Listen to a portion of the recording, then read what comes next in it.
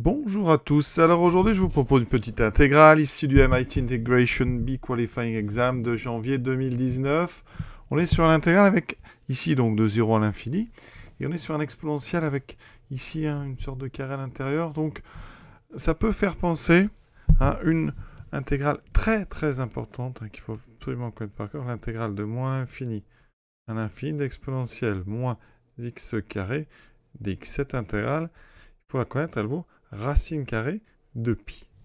La fonction exponentielle, donc de moins x carré, enfin d'expression exponentielle moins x2, eh bien elle est paire. Ça veut dire qu'ici, on peut en déduire assez simplement que l'intégrale de 0 à plus l'infini, donc de 0 à l'infini d'exponentielle moins x carré dx, c'est donc racine carrée de pi sur 2. Voilà. Et on va essayer de se ramener à ça par un changement de variable.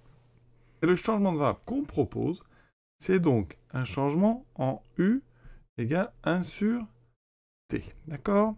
Donc ici, du, c'est moins 1 sur t carré dt. Alors, ce changement, on va considérer qu'on peut le faire.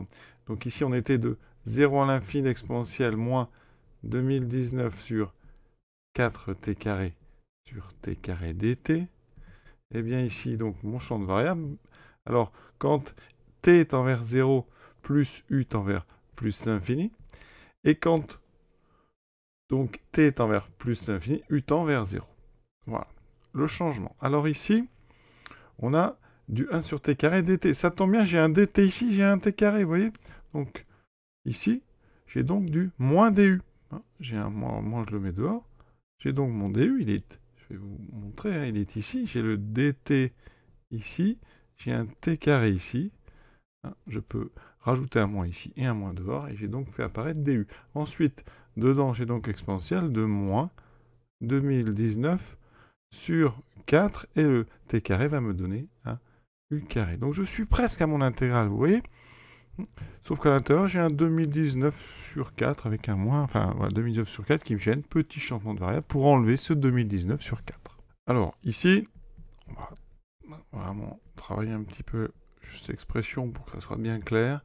Ça veut dire qu'ici, si je mets le u, j'aurai donc un racine de 2019 sur 2 du. Donc le changement qu'on propose, alors j'avais déjà pris t, déjà u, donc ici, on va poser un x. On va poser x égale donc racine de 2019 sur 2u.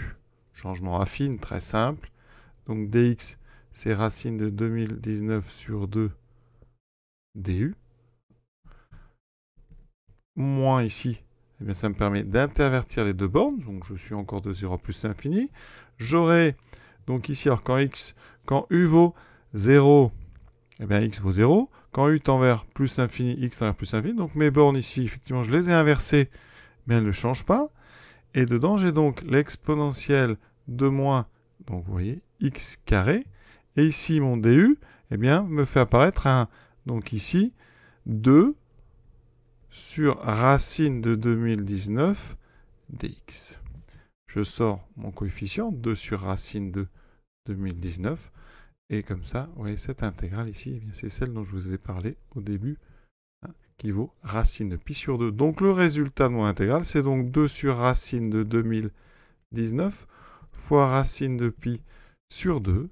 Les deux se simplifient, il me reste racine de pi sur 2019. On a terminé cette jolie intégrale. Alors, évidemment, le principe de ces concours, c'est des concours de rapidité. On ne justifie pas de l'existence d'intégrale ici. C'est sous-entendu que cette intégrale ici, eh bien, comme elle est du type exponentiellement x2, elle existe, d'accord? Mais vraiment, si on voulait être rigoureux, il faudrait un petit peu plus rédiger, passer certainement ici par des limites, mais ça perdrait un peu de l'intérêt, cet intérêt un petit peu de la vivacité des calculs. Voilà, je vous souhaite une bonne fin de journée à tous, et à très bientôt. Pour ceux que ça intéresse, la suivante, c'est racine de sinus de racine carrée de x dx.